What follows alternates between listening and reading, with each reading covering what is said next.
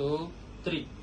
మరి ఈరోజు కల్వకుంట్ల కవిత గారు కొత్త పార్టీ లాంచ్ చేస్తూ మరి గౌరవ ముఖ్యమంత్రి రేవంత్ రెడ్డి గారిని కర్కోటకుడు, హిట్లర్ అంటూ ఆమె అసభ్య పదజాలాన్ని మేము తీవ్రంగా ఖండిస్తున్నాం.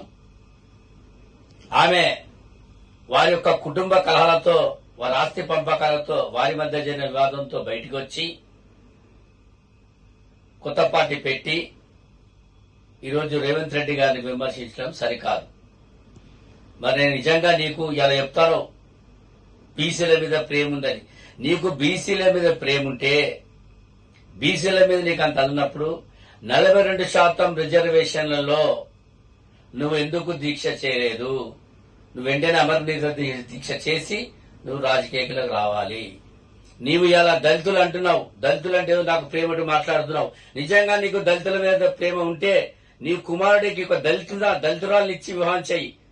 అప్పుడు నీ దళిత మీద ఎంత ప్రేమ తెలుస్తుంది. ఈనాడు మైనార్టీల మీద నువ్వు ప్రేమ ఉన్నట్టు మాట్లాడుతున్నావు. నువ్వు లిక్కర్ స్కామ్ లో, ఢిల్లీలో జైలుకి వెళ్లి లిక్కర్ స్కామ్ లో కోట్ల రూపాయలు సంపాదించిన సంపాదనతో దుబాయ్ లో బుర్జ్ ఖలీఫాలో నువ్వు కట్టిన, అక్కడ కొన్న ఇల్లు, అక్కడ కొన్న ఆస్తులు అమ్మి ఈ రోజు మైనార్టీలో పంచు. ఈనాడు నువ్వు మళ్ళీ నిరుద్యోగులను మోసపరిచి, గతంలో మోసం చేసిన పార్టీ మీది, మళ్ళీ ఇప్పుడు మోసం చేయడానికి 4 లక్షల ఉద్యోగాలను ఇస్తారని మరి నిరుద్యోగులను ఆశ పెట్టడం ఇది సరికాదు. 4 లక్షల ఉద్యోగాలంటే ఏ డిపార్ట్మెంట్ లో ఎన్ని జాబులు ఉన్నాయి, వాటి బడ్జెట్ ఎంత, వాటి ఏంటనేది కూడా తెలియకుండా, ఏం తెలియకుండా మాట్లాడుతున్నావు. ప్రజలను మోసం చేసే ప్రయత్నం చేస్తున్నావు. ఇది సరికాదు. మరి అదే కాక నువ్వు రేపు ఎలక్షన్లలో నీకు దమ్ము ధైర్యం ఉంటే నువ్వు ఒంటరిగా పోటీ చేయాలి. నీకు డిపాజిట్ రావు నీ పార్టీకి.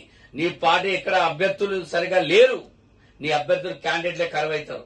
నువ్వు కేవలం నీ యొక్క ఎమ్మెల్యే టికెట్ గురించే నువ్వు ఇలా ఒక పార్టీ పెట్టుకొని అందరు పార్టీలను నిలగొట్టాక కాంగ్రెస్ లో వస్తా అంటే నువ్వు ఆహ్వానించలే. మేము నేను రిజెక్ట్ చేసినాం. మాకు విదేశాంతి ఉండగా నువ్వు ఎందుకు అక్కర్లేదు, మాకు స్టార్ క్యాబినెట్ నేను రిజెక్ట్ చేసిన పరిస్థితులు ఉన్నాయి. అప్పుడు నువ్వు అన్ని పార్టీలు తిరిగి ఏ పార్టీ నిన్ను లోపల రానిప్పుడు నువ్వు కొత్త పార్టీ పెట్టుకున్నావు. ఈ పార్టీ పెట్టుకుని ఇవాళ కాంగ్రెస్ పార్టీని విమర్శిస్తాను. నువ్వు రేపు ఏ పార్టీలతో పొత్తు లేకుండా నువ్వు ఒక్క సీటు గెలిస్తే నేను రాజకీయ సన్యాసం చేస్తాను. నేను ఇక్కడ సభాముఖంగా నేను తెలియజేస్తున్నా. వెంటనే బహిరంగంగా నువ్వు మళ్ళీ కాంగ్రెస్ పార్టీకు, సీఎం రేవంత్ రెడ్డి గారికి క్షమాపణ చెప్పాల్సిందిగా నేను కాంగ్రెస్ పార్టీ తరఫున డిమాండ్ చేస్తున్నాను.